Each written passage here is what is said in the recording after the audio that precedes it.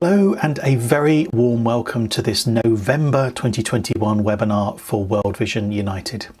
My name is Martin Campbell, I'm the Programme Director for World Vision United, and in today's update we're going to look at progress against this quarter's development roadmap, take a close look at the World Vision United dashboard, and fill you in on some of the planning that's happening over the coming weeks to get support offices lined up together on next quarter's development priorities. We'll have some time for Q&A at the end as well, so do pop any questions in the chat so that we can get to those when we get to the Q&A section at the end. But before any of that, you may have heard already about the culture of experimentation and testing that we're really promoting with World Vision United. And we were honoured to speak about that at NetHope last week. So thanks to those of you that managed to attend that session. It was lovely to see a few familiar faces amongst that group. This is an area of our work that is really interesting, and we get a lot of questions about this. So to answer those and give you an overview of the optimization program, I want to hand over to our optimization specialist, Nina Rep. Thank you, Martin, and welcome all to this little presentation or a little review of A/B testing on United. Let me quickly go back to our presentation, which I hope you should be able to see now. And yeah, my name is Nina, as you've already heard, and I want to speak a little bit about why A/B testing is the primary way to improve overall performance, and show you some examples of recently concluded tests to also underline this point. Yes, before I start, maybe some background. The world around us has changed in many ways, as you all know, especially over the last 2 years. And while we still do some things pretty much the same way we always did, others are completely different. And this also affects our supporters and their expectations. And when it comes to our supporters, we need to truly understand and not guess what works for them and what doesn't. And so that we can give them eventually a better or the best user experience possible. And we might be tempted to just make a change because we think it will work, and then see if performance improves. But if we look at our data, which you can see on the current slide, it becomes obvious that it is too noisy to optimize this way, because you cannot actually tell if a change is related, if a change in performance is related to the change you made, for example, on a web page. So how do we find out what works best for our existing, but also, of course, for potential supporters? And I think A/B tests are the solution to that problem. And A/B testing is basically comparing two variations, A and B, of a web page or of an application to see which one performs better. And these variations are presented randomly to users, and a statistical analysis of the results then determines which version, A or B, performed better according to predefined indicators, such as, for example, conversion rate or click-through rate. To give a bit more of a concrete picture to this, and to show you how that all works in practice on United, let me walk you through results of 5 tests we recently concluded. I want to start with this test. We tested the current, or let me say previous design of the Register Children widget, which you can see on the left, against the new design of the Register Children widget, variant B. And we hypothesized that the new design with the call to action buttons will lead to an increase in the click-through rate to the next step, to the child configuration page, which it actually did. As you can see, we noticed an increase of 10%. And as an action, the new design was implemented as a new default or the new baseline version for the registered children widget. So this was very successful and very clear and significant results as well.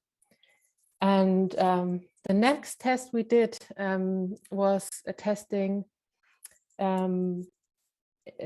integrating the first step of the donation configuration within the childhood rescue donation landing page. So on the left, you can see the variant A, which was the regular page that had call to action buttons leading to the next step. And on the right, you see that we integrated the first step of the donation configuration within the landing page as the first widget on the page. And we thought this would lead to an increase in conversion rate for transactions, but actually we noticed a 15% decline in the transactions for the variant B. So our hypothesis did not hold up, and variant B actually had a much lower conversion rate. However, we wondered, is this because we integrated the first step within the landing page, or did we maybe place the first step wrong within the landing page? So we did a follow-up test for this. Again, variant A being the baseline that was used before, and variant B having the first step integrated within the landing page, but this time as the third widget. So providing a bit more context to the user before they actually see this donation configuration step. And surprisingly, we had a 18% increase in transaction. So 18% higher transaction conversion rate for the variant B. And as an action out of this, this page became our new donation page baseline, and also was already implemented on the UK page.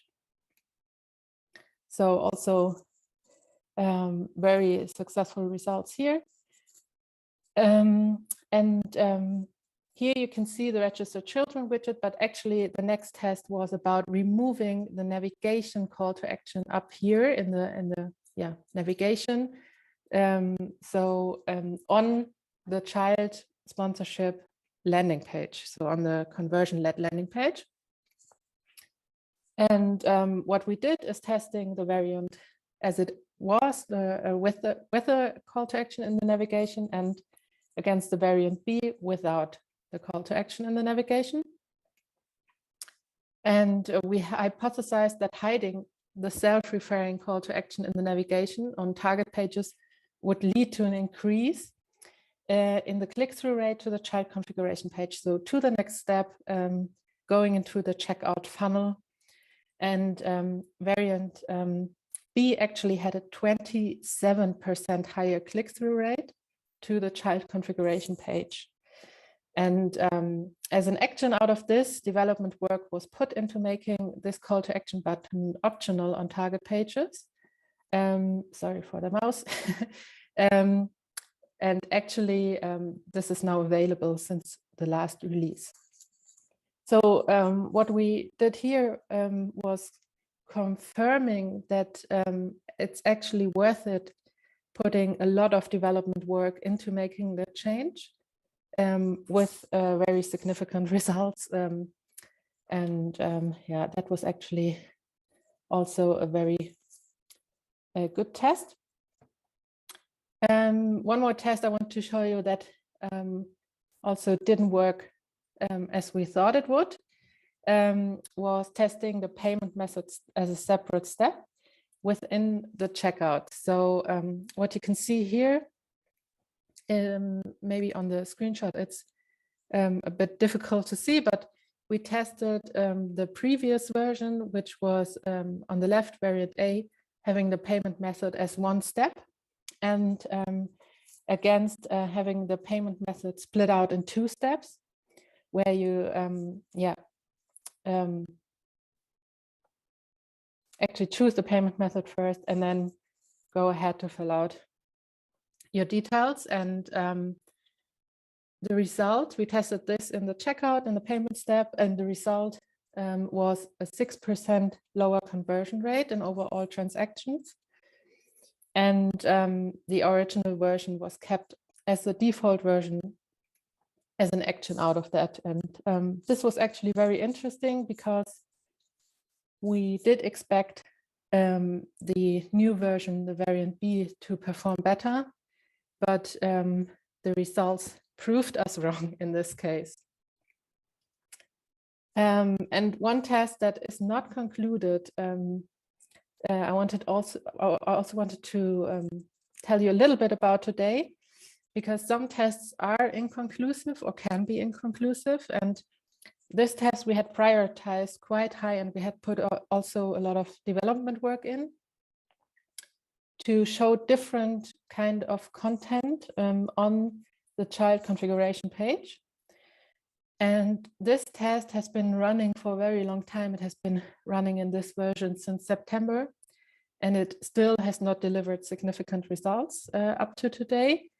And this is very interesting because it shows that sometimes we assume something will have high impact or will become a high impact test, but actually it isn't, or it's very hard to make out a difference between the 2 variants that we're testing. So that's why I wanted to bring this along. And maybe some overall results for you from all the tests that we have concluded so far, or successfully concluded. We can see an overall performance increase for conversion rate of 18%. We can see that the overall performance for the click-through rate was actually in total 37% up. The overall performance for click rate, for example, on teaser widgets where we tested designs was up 75%. And the performance reduction we avoided in total was a minus of 23% that was avoided by doing all these A/B tests.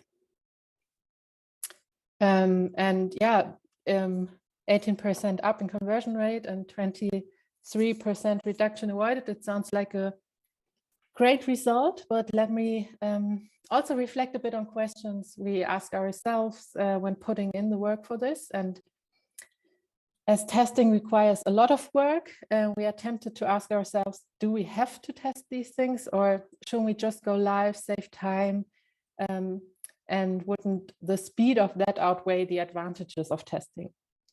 And looking at the results that we've also seen today, and all the results of our recent tests, we can confidently say that the answer to that would be no. If we'd just gone live in September with all of these, we'd have delivered the 18% plus in conversion rate immediately, but also lost the 23%, and we would never have known, and we would never have known why. And we would actually been down on performance overall. And oh, sorry, by moving quickly and without testing, we would gain extra donations in the first months or in the period the test is running from the variants that perform better. But overall, we would also continue to lose revenue from the variants that perform worse and that we implemented without testing. So the point I'm trying to make here is by testing and then going live afterwards, with all the upsides and none of the downsides, we make an additional revenue per month. And before the end of the quarter, we are ahead. And that improved performance also continues to pay off months after months for the future. And yeah, another thing we often face is concerns that tests might make performance worse. So if the variant performs worse, wouldn't that make overall performance worse? of course, this can be true, but sorry again for changing the slide. But running a test like the test we showed you meant that some people experienced the lower performing variant, for example, in the payment step test. But what running that test cost in revenue while it was running is just a one-off cost for the time the test is running. If we pressed ahead and released that change without testing, because we expected it to perform better, it would have cost us a certain percentage of revenue per month. In that case, in the payment step test, 6% per month with no end in sight. So it is tempting to think that we can still predict the things which will improve performance, since also we are all experts in our field. But if we look at the list of items that we tested in order of importance, and we ranked those with the SOs involved, together with the SOs involved, that shows us that the tests we thought would make a high impact, would make the most difference, sometimes made no difference at all, like the last test I showed you, or they performed even worse.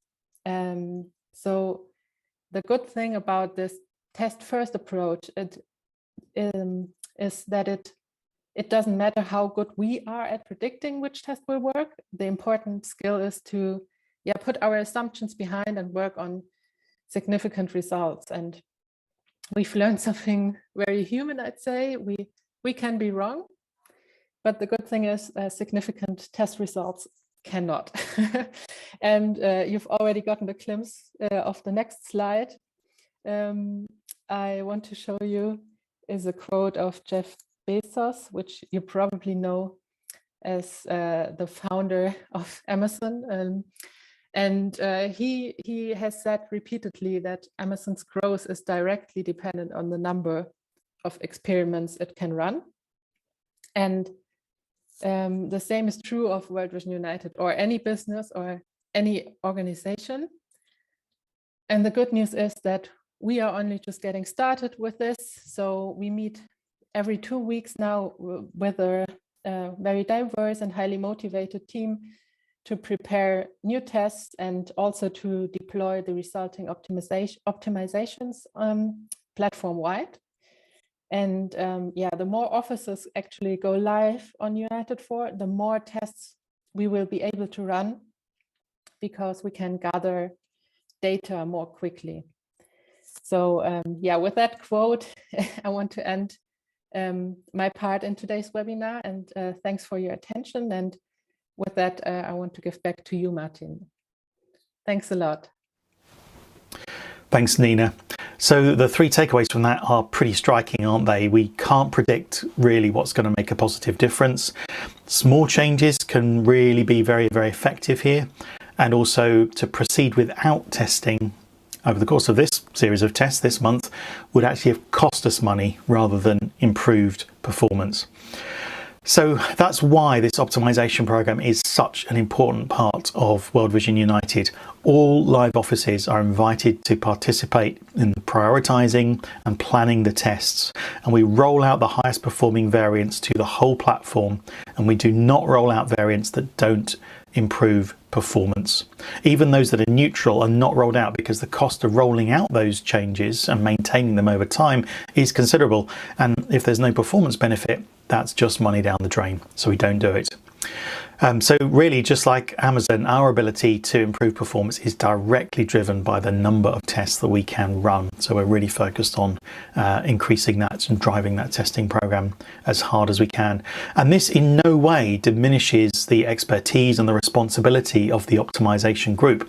As Nina says, that's our combination of digital marketers from support offices as well as members of the United team. And it's that as experts, we know that innovation isn't predictable, and our role as experts is to test out those new ideas as quickly and efficiently as possible.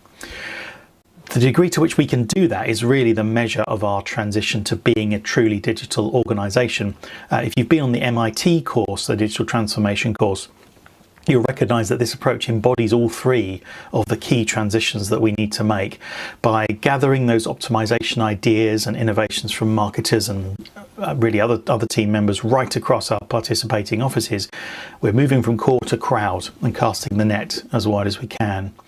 By testing those optimizations rigorously and being driven by the data rather than one or two key decision makers, we're moving from mind to machine. And by rolling out the resulting proven improvements globally in one go, rather than product by product and country by country, we're moving from product to platform.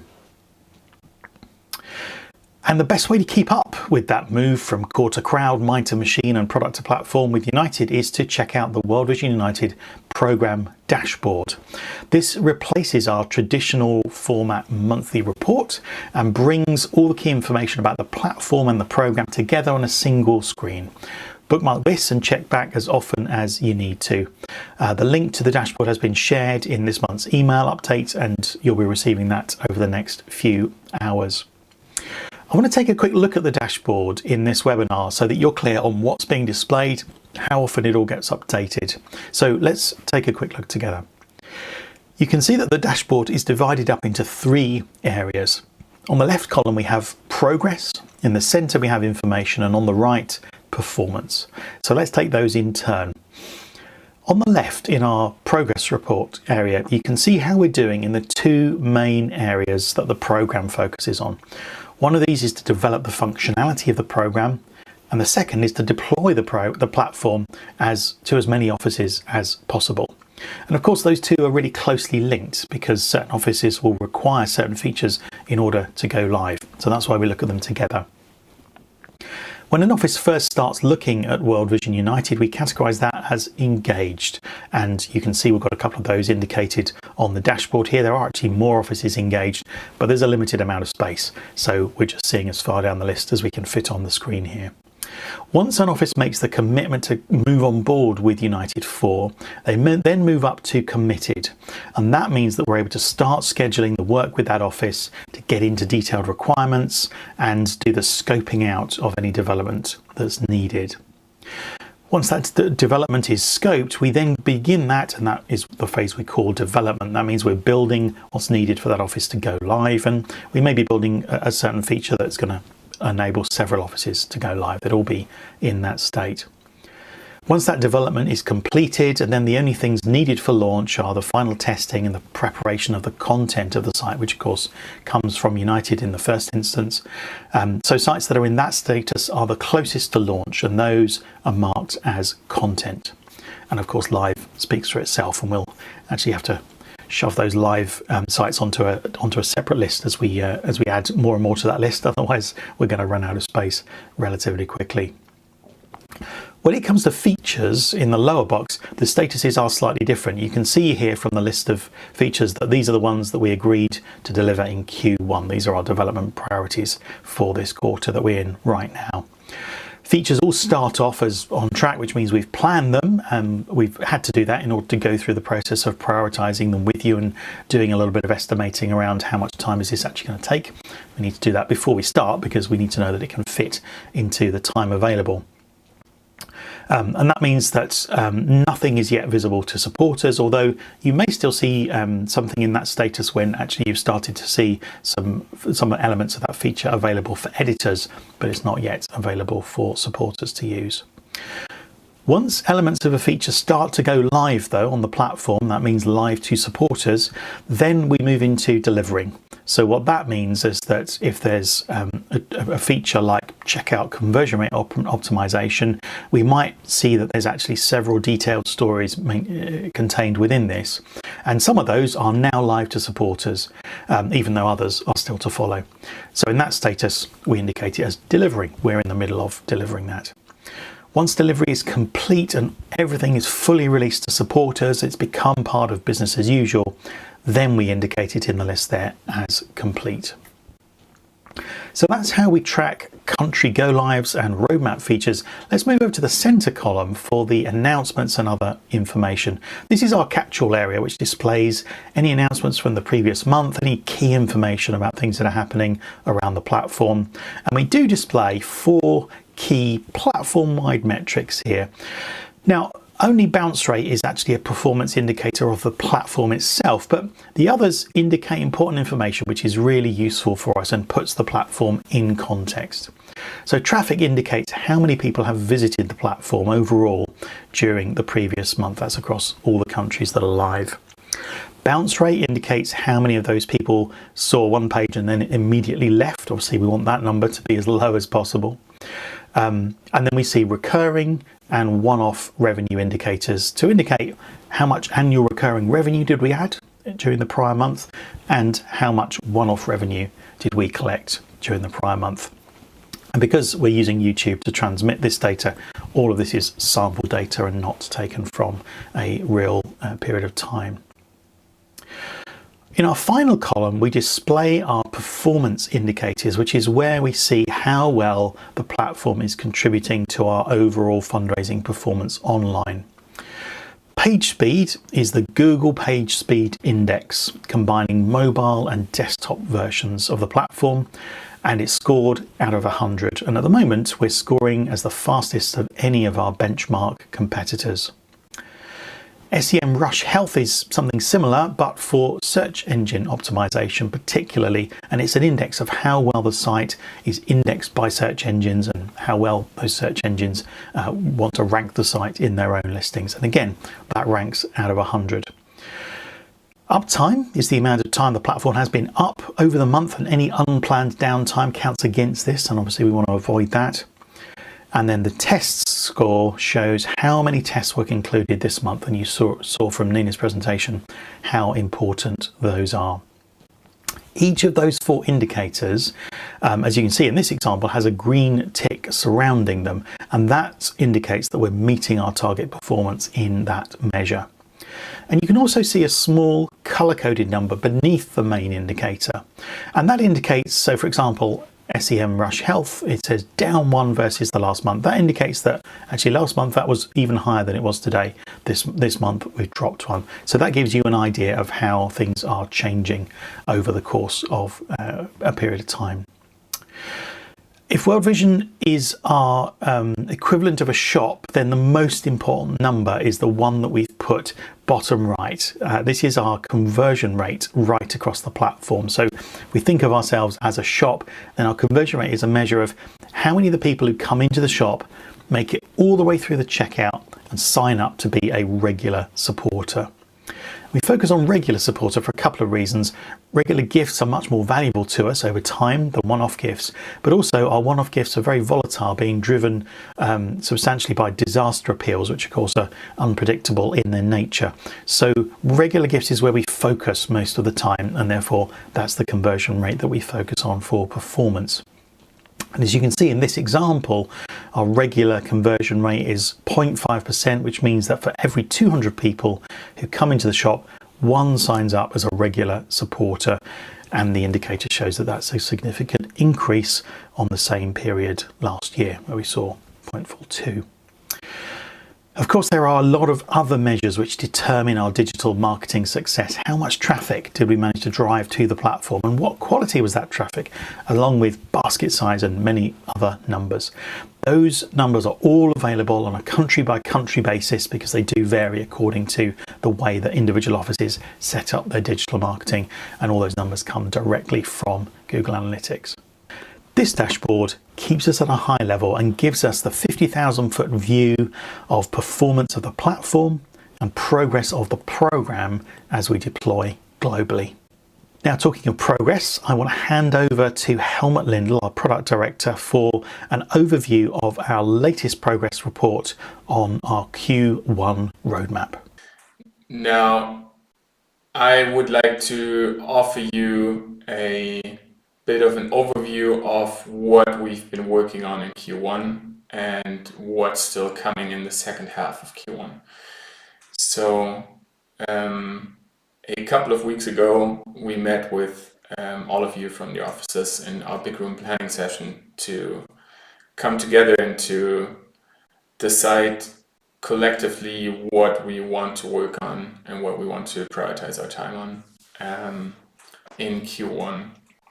And just to remind ourselves, we're currently splitting our work in 3 types of work. So the first one is development work, which is work on global features that benefit everybody on the platform. The second is integrations, which is a little bit more local, where we integrate payment providers, CRM systems, and also the global systems like Horizon and RMG. And the third one is go lives and infrastructure, which we call operations, where we work on things like platform cost, infrastructure cost, platform security, those kinds of things. And the bodies of work that we planned in the big room planning, we focus on the development bits. We said we wanted to support marketing campaigns offered by DMA. We wanted to work on conversion rate optimization, and in that we wanted to focus on checkout specifically to increase conversion rate in the checkout. And we also wanted to make child sponsorship sign up a little bit more dynamic and specific, and offer you guys a few more options of how to guide supporters through the child sponsorship sign-up process. And we wanted to deliver the gift shop MVP.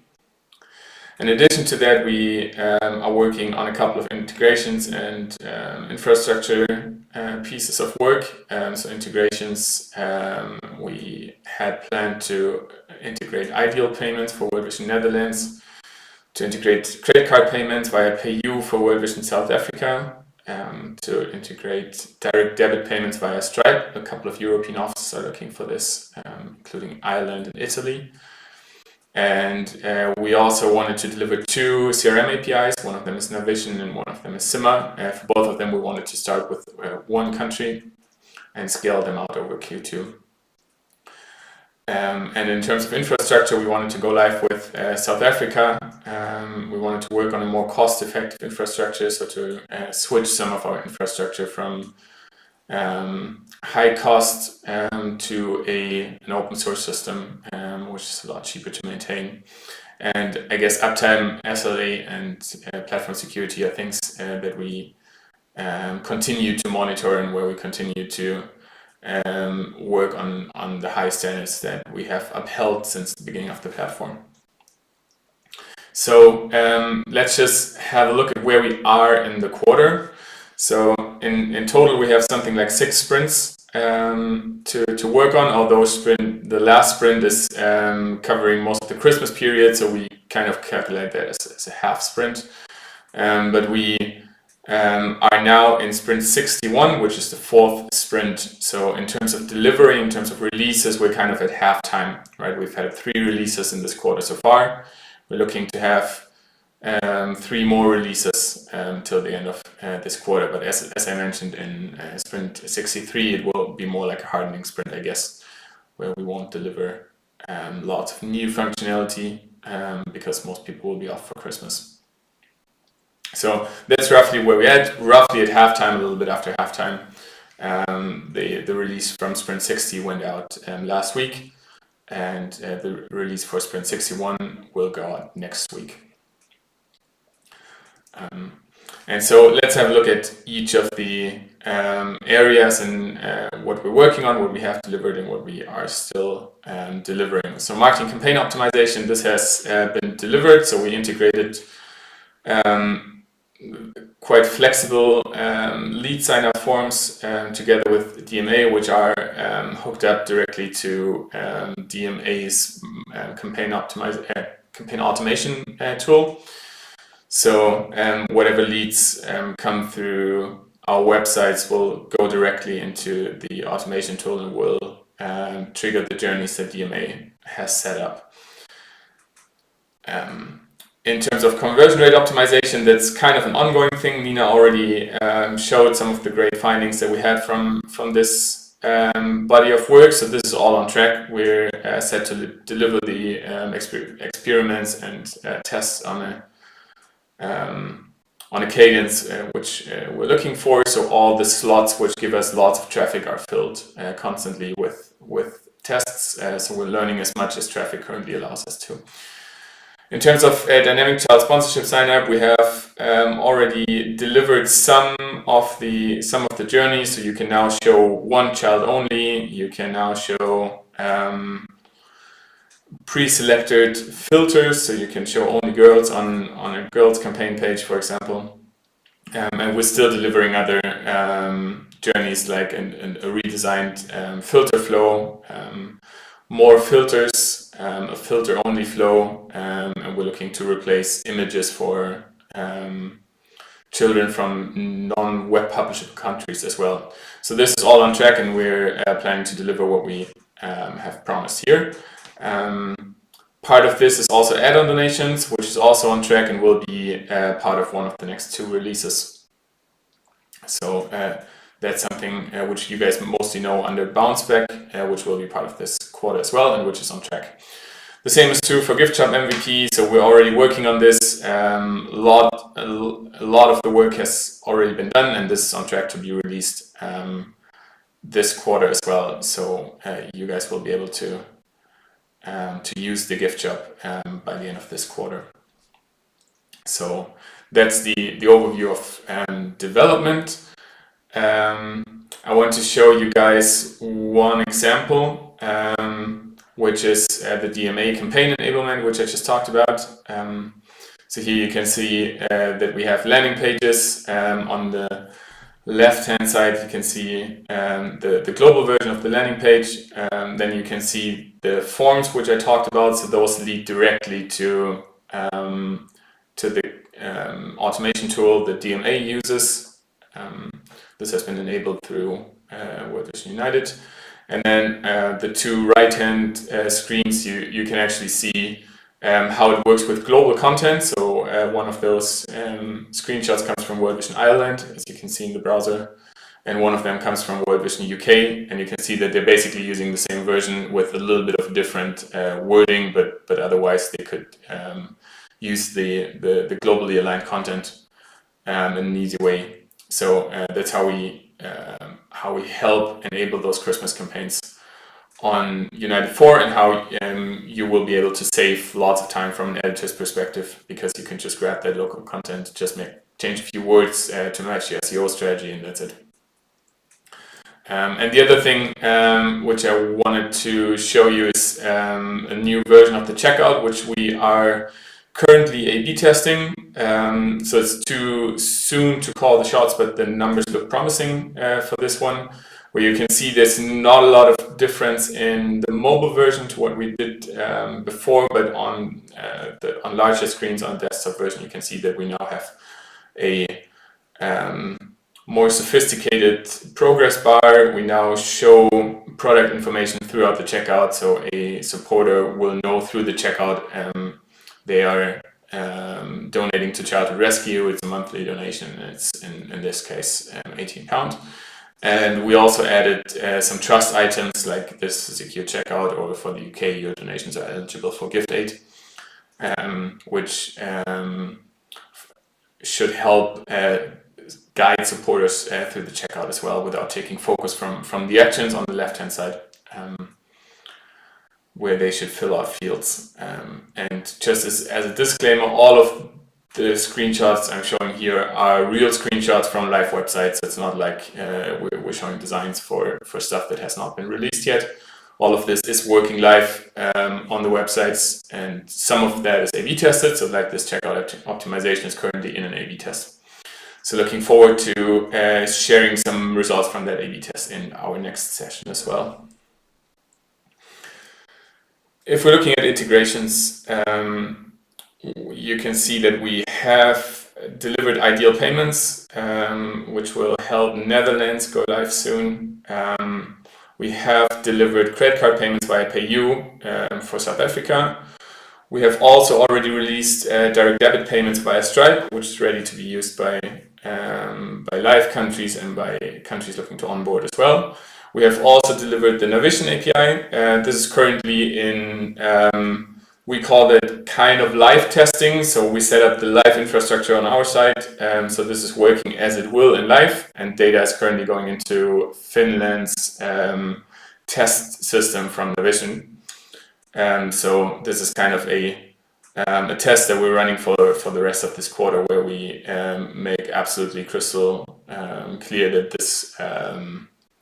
that this works okay, that this works in our live environment, in our live infrastructure as well, so that World Vision Finland and other Navision countries can join the platform in a confident way. The last thing we are still working on is the SIMA API and integrations, but that's on track and is expected to be delivered by the end of this quarter as well. So looking forward to having both CRM integrations under our belt by the end of this quarter and ready to scale in the next quarter. If we look at operations, we have gone live with South Africa, which is really good news. That's a go live that also went very smoothly. I think we are very experienced in bringing a new country live by now, and I'm really proud of the team, how they managed this. So really happy to see that. In terms of cost-effective infrastructure, that's a big piece of work, which is on track, which will most likely continue in Q2 as well. So parts of that will be released in this quarter, and parts of that will be released next quarter. But we will already be able to get some of the cost benefits from it this quarter. So that's some really good infrastructure work that Nick is heading in our team. The same is true for uptime, SLA, and platform security. Both of those things are working as they are expected to, and we haven't had any issues with those two. So this is a bit of an overview of operations, and I just want to show some really early numbers. So I think South Africa has been live for 3 weeks or so now, maybe 4. So they are live on United 4. You can see a screenshot of their homepage here, and the earliest measure that we can get is bounce rate. So year over year since they launched, they have seen a massive drop of 72% in bounce rate, which is testament to the speed and optimization that we have on this platform compared to legacy systems that offices currently run. Of course, in terms of traffic, Google first needs to learn how the new website works in terms of transactions. It's still too early to show something, but I'm sure we will be able to show some performance or some more performance indicators for South Africa in one of the upcoming webinars as well. So a huge thanks to the team for bringing South Africa live. So a huge thanks to the team in South Africa as well. I know they've been dealing with lots of changes, both in their strategy and in their staff as well. So very glad that you guys saw that through with us and we could get you guys live as the 4th country on United 4. Yeah, that's it for me. And I'll give it back to Martin. Thanks, Helmut. I'm really glad that we can welcome World Vision South Africa onto World Vision United. Not only is it a really important step for fundraising in that office, as the huge improvement to bounce rate already shows, but for us it's a big landmark because this is the first office outside of Europe to go live on World Vision United. So today we've covered how A/B testing is driving optimization and performance for World Vision United, how you can use the dashboard to keep track of progress on United and some key digital marketing metrics, and we've had an update on the Q1 roadmap. Before we dive into Q&A, I just want to highlight a couple of things. We're now preparing our Q2 roadmap, and you'll shortly receive some information about the options that we're considering for Q2. Q2's development will be dominated by the portal, which we all agreed last quarter needed to be the main focus of development for this quarter.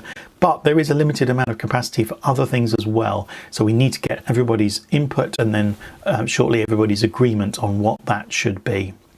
We'll be pulling together the full steering group on Thursday, the 9th of December, to discuss that and agree the Q2 priorities. And if your office hasn't already received your invitation to that, please do let us know, because you should have had that a little while ago. Our webinar next month will be a little earlier so that we can accommodate Christmas leave, and wish everybody a Merry Christmas there.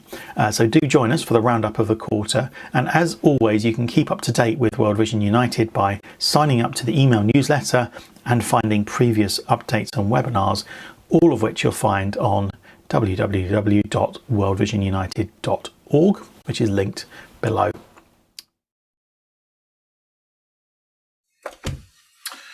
Okay, so let's go to a time of a little bit of Q&A. Thank you for the contributions already in the chat, which I can see coming through. Hello, Terence. Nice to see you on. So to kick off with, really good question from World Vision France. Thank you for contributing that. And I'm going to point this directly to Nina, if that's okay. So Vision Monde asking, interesting, are the A/B tests done on the UK website only? Or are they run on the platform as a whole? And from one country to another, the behaviours might be different. Are there A/B tests planned for other countries? Do you want to take us through that? Sure. It's actually a very good question, because as I've mentioned, we have a optimization group where all countries that are live can take part, or are very welcome to take part, and give input on upcoming tests, prioritize upcoming tests, and we are especially looking at running those tests on as many countries as possible in parallel, because changes affect all countries that are live if we make feature changes, for example. But we can also learn from results of content tests, just to change to a best practice baseline when it comes, for example, to layout.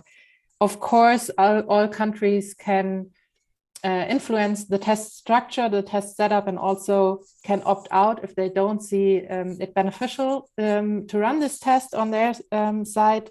However, as we have seen, we have very promising results of implementing the best practices that come out of those tests, and we, of course, are looking into having all countries that are live profit from these improvements, and therefore, of course, we want to run it on as many country sites as possible. And also, we can conclude tests a lot quicker the more data we collect. And if we can look at data combined, then we make sure for once, and that's also the question, that the data is not just related to one country, as well as that we have enough sessions and traffic to get significant results, as one of our principles is to move based on data, and to only move if we have significant results with a confidence of at least 95% that the variant we're implementing is the better one. And that's a little bit of an issue sometimes if we just run it on one country, that we cannot get enough traffic maybe for significant results.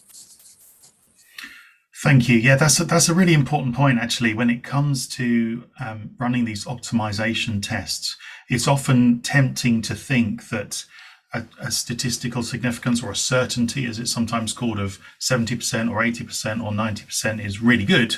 But actually, if we flip it on its head and we remember that what's left from that percentage is the margin of error, then we realize that actually a 10% margin of error on a 90% certainty is actually quite a big margin when we're only looking at a performance of improvement of 15%. So actually driving, I mean, in the results you showed, I saw the uncertainty. So that's often called, just from the statistics, called the p-value. So p-values of under 0.05 or 5% means the uncertainty, or the margin of error, less than 5%, and really that's our standard for any test being statistically significant, because if we have uncertainties of 10 or 15%, then our improvements start to disappear into the margin of error, and we don't actually know whether things are better. But the key thing here about participation is that we are setting up the platform is set up to run tests across the entire platform and to gather results across the entire platform. That's why the StatNav tool is there, to identify content, even if the content is then translated into different languages. languages, it's still held together by that framework. And that means we can reach that statistical significance more quickly and deploy those changes.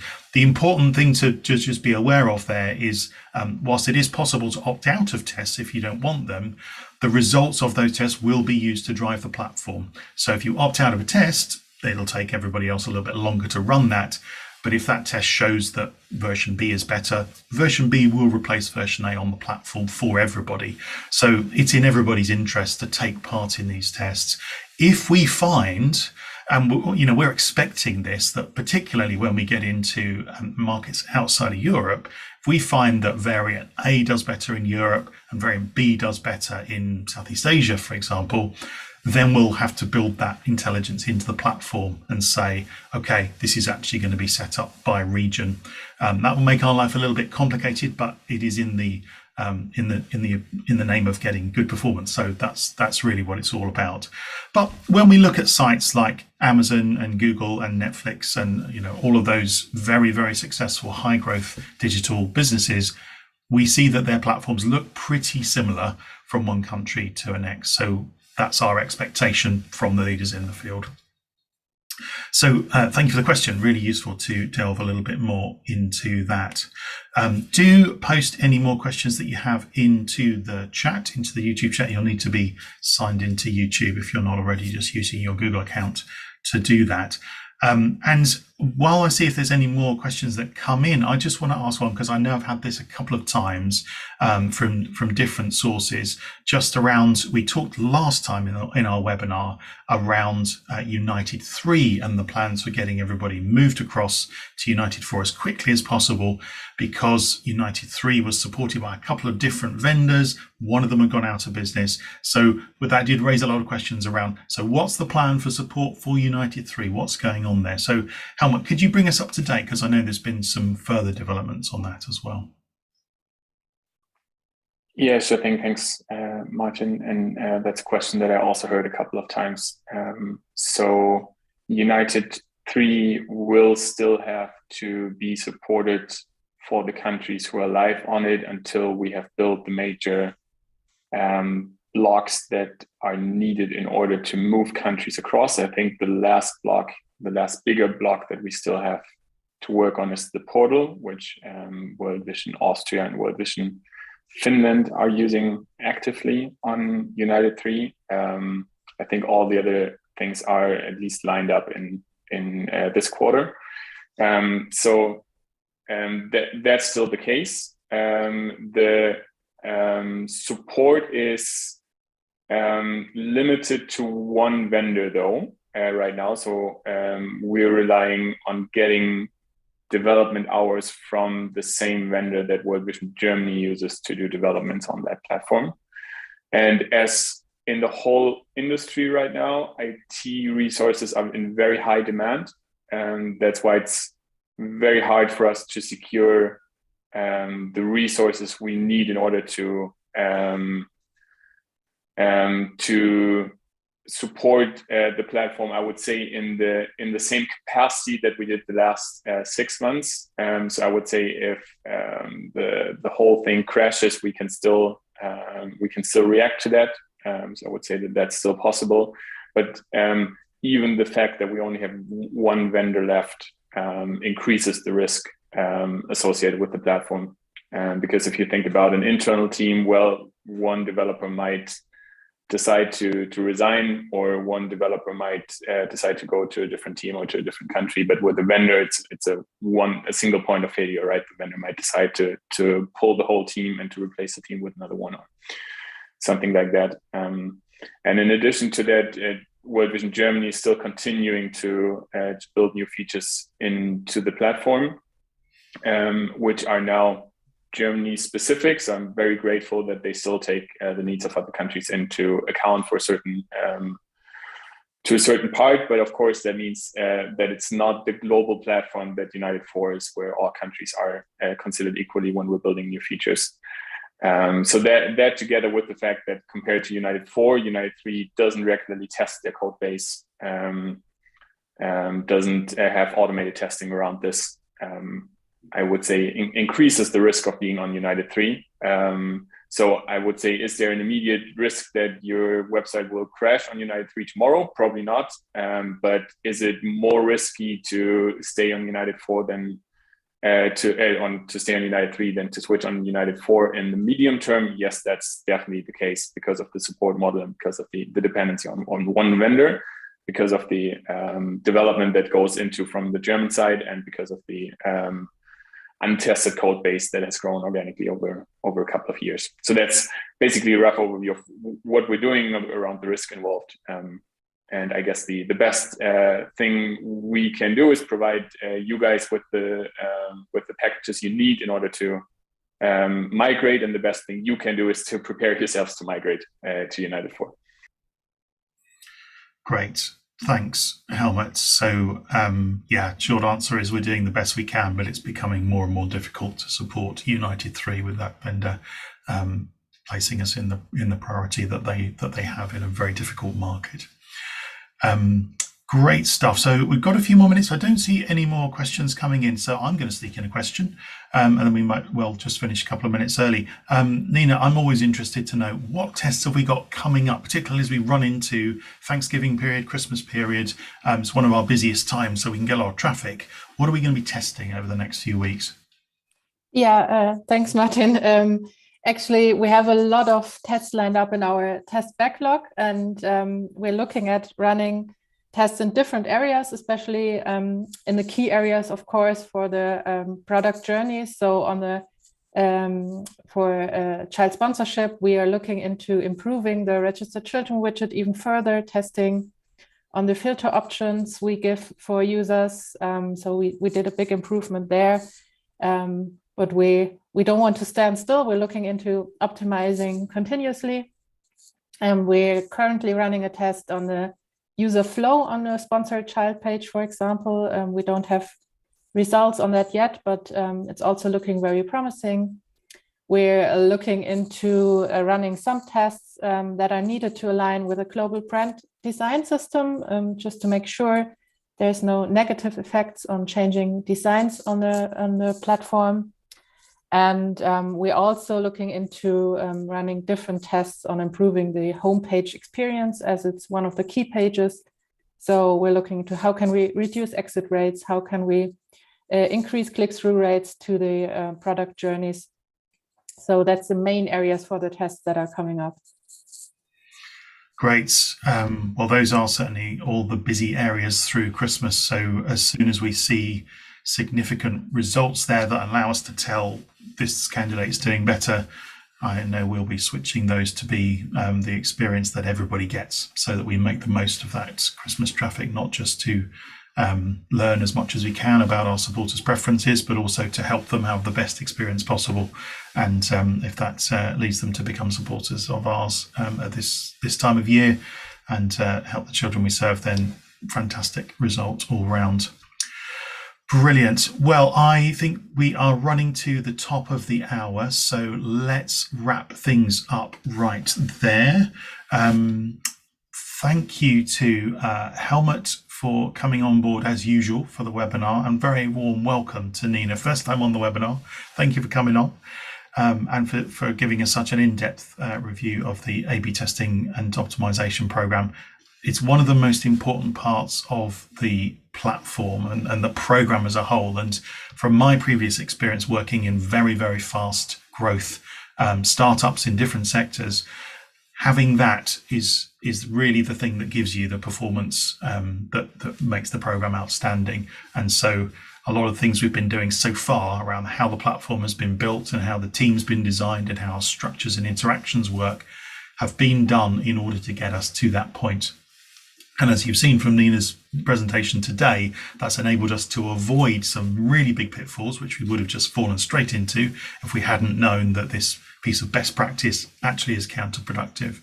But they've also allowed us to really identify where strong performance is and to build our conversion rate numbers this month and, of course, every month moving forward. You get to bank those changes and the improvements that we bring on board in future months. So really exciting times for us. Also exciting to see as we've launched those new big chunks of capability onto the platform with iVision integration, Simmer coming very soon now, to be able to get the next batch of offices ready to launch. So excited to have more and more offices coming on board to the platform early in the new calendar year. So I think we'll wrap it up there. Very much looking forward to seeing everybody on the 9th of December to have a look at our Q2 roadmap in detail and agree as a group what we're going to prioritize in that time period, and sort of go into that in a little bit more detail. If you are stateside, very, very happy Thanksgiving to you. Have a wonderful weekend holiday season thing that you have over there. For those of us in Europe getting used to sort of preparing for Christmas in the cold, I feel your pain. I was wearing my jumper. I think I'm going to go put it on again. And everyone preparing for Christmas around the world, looking forward to sharing a little bit of Christmas joy with you next time. So I'll see you all again with this team on the 9th. Well, take care of yourselves until then. Thank you. Thank you. Bye.